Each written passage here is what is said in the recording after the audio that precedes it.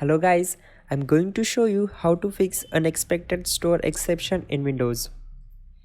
In the first step, go to Start menu and type Power Plan. From the search result, click on Choose a Power Plan. Now click on Choose what the power buttons do. Here click on Change Settings. Now uncheck this option and save all changes and close the window. On the next step, again go to Start menu. Click on Windows PowerShell. Now this is the important part. Type this command carefully. Get app x package space dash all users space for each.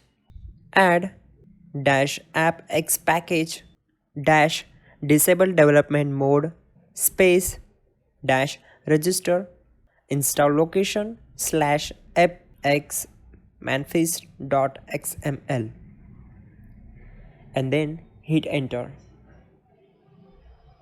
and close it.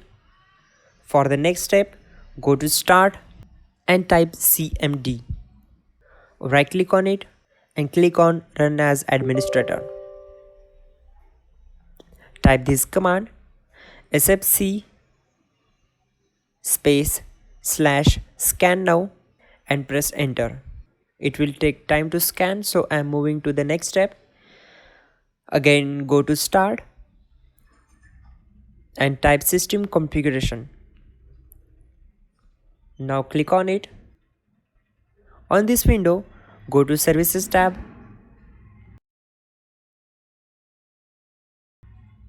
Check this option. Now click on this option. Then go to Startup tab. Select Open Task Manager. Then select Services and disable it. Then apply process and close all windows. At the last step, go to Start and type CMD. Run as administrator.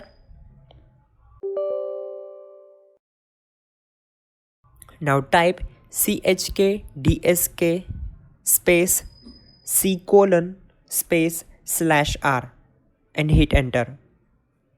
Wait until process completes and then close it and restart your computer. Your problem will be solved. You are good to go.